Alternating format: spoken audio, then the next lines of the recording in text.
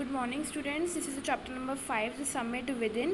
और ये हनी ड्यू का आपका चैप्टर है। इसके अंदर हम क्या पढ़ेंगे? देखो, मेजर HPS एलूवालिया कौन थे? वो एक मेंबर थे जो लोग माउंट एवरेस्ट पे गए थे 1965 में। उसमें से पहले सक्सेसफुल इंडियन एक्सपीडिशन थे जो कि माउंट एवरेस्ट पे पहुंच गए थे।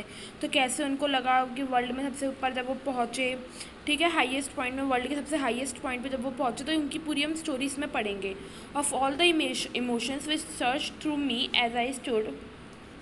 तो यहाँ पे कौन बोल रहा है? मेजर HPS आलूवालिया बोल रहे हैं कि जितने भी इमोशंस, जितनी भी फीलिंग्स हैं मेरे अंदर जो कि आ रही हैं एवरेस्ट पे पहुँचने के बाद, लुकिंग ओवर माइल्स, ऊपर से देखने के बाद ऐसा लग रहा है कि सब कितना अच्छा है, ठीक है, द डोमिनेंट। लेकिन जो सब सारी फीलिंग्स बहुत अच्छी है, पर जो सबसे अच्छी फीलिंग है वो क्या है? मेरा धैर्य, मेरी विनम्रता, मेरी ह्यूमिलिटी, ठीक है। द फिजिकल इन में जो बाहर से दिख रहा है सबको, वो बस मैं यही बोल रहा हूँ कि थैंक गॉड ये सब कुछ ख़त्म हो गया।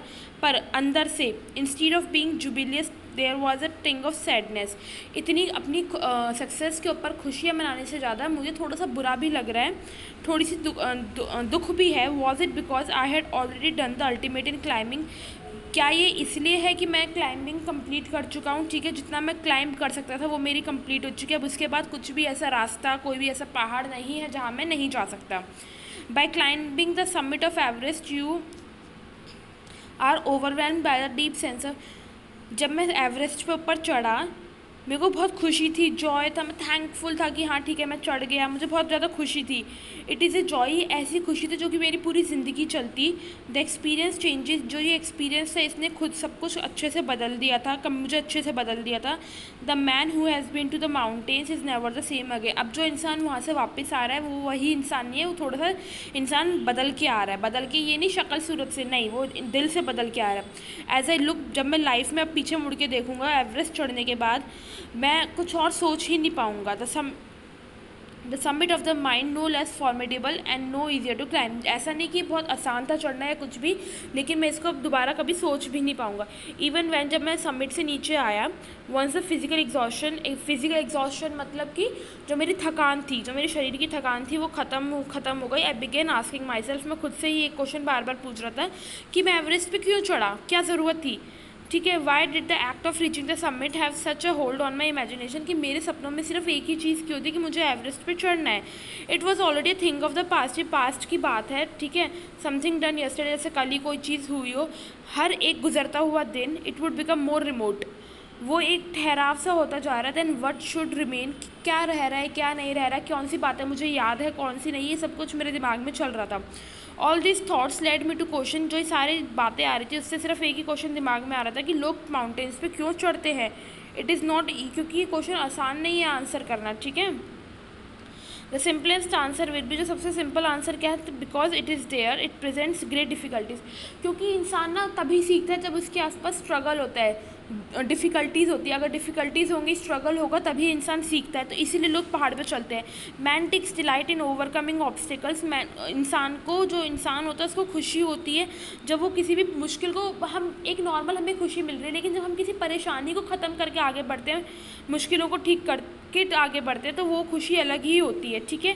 ऐसे ही जो ऑब्स्टिकल्स सब एक माउंटेन को चढ़ने में आए थे वो फिजिकल थे, और उसके बाद जो मुझे खुशी हुई है वो अलग ही लेवल की। A climb to a summit means endurance, persistence and will power. जो मैं ये पहाड़ पे चला हूँ, जो मेरा मिशन था, इसका मतलब क्या है कि मेरे में कितनी क्षमता थी, कितना ठहराव था कि मैं कितना कर सकता हूँ, मेरी अंदर की अंतरात्मा कितनी थी कि मुझे चढ़ना है। The demonstration of this physical qualities, जो ये फिजिकल क्वालिटीज़ थी एंड्योरेंस की, ठीक है, is no doubt exhilarating as it was for me also. जो फिजिकल, ऑब्वियसली मेरे लिए सब कुछ एक्साइटिंग था, ठीक है ना, ये सब कुछ मेरे लिए बहुत एक्साइटिंग था। I have a more personal answer to the question. From my childhood I have been attracted, बचपन से ही मुझे माउंटेन्स बहुत पसंद थे, मैं उनमें खो जाता था, मुझे अच्छा लगता था। When away from mountains in the plains, मुझे बहुत पसंद थे माउंटेन्स नेचर के बेस्ट पार्ट लगते थे मुझे, उनकी ब्यूटी, उनका जो उनके वो एक था कि हाँ हम ऐसे अकड़ के रहते हैं, ठीक है, वो एक चैलेंज था। बहुत सारे लोग माउंटेन्स को, मतलब मैं आई बिलीव, मैं क्या सोचता था कि जो माउंटेन्स हैं उनके थ्रू मैं भगवान से बातें कर सकता हूँ इतनी ऊपर जाकर।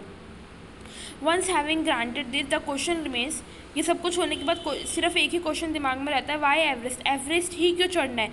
क्योंकि वो सबसे बड़ा है, टॉल है, टफ है, ठीक है, उसमें बहुत सारे लोग आप पहले चढ़ चुके हैं, अटैम्प्ट्स दे चुके हैं। It takes the last ounce of one's energy, ये इंसान की सारी क्षमताएं बाहर निकाल देता है, इसीलिए मुझे चढ़ना है। It is a brutal struggle with rock and ice, इस पर रॉक मतलब पत्थर, बर्फ़, इतना सब कुछ है, बहुत बहुत डिफ़िकल्ट है एवरेस्ट चढ़ना। वंस टेकन अप, एक बार ये सोच लिया, it can not be given up half way even when it's, एक बार आपने चढ़ाई शुरू कर दी तो इसका मतलब ये नहीं है कि आप वापस लौट के आ सकते हो, नहीं। अब चाहे आप किसी की ज़िंदगी दांव पे लग जाए, कुछ भी लग जाए, लेकिन आपको उस पर चढ़ना है।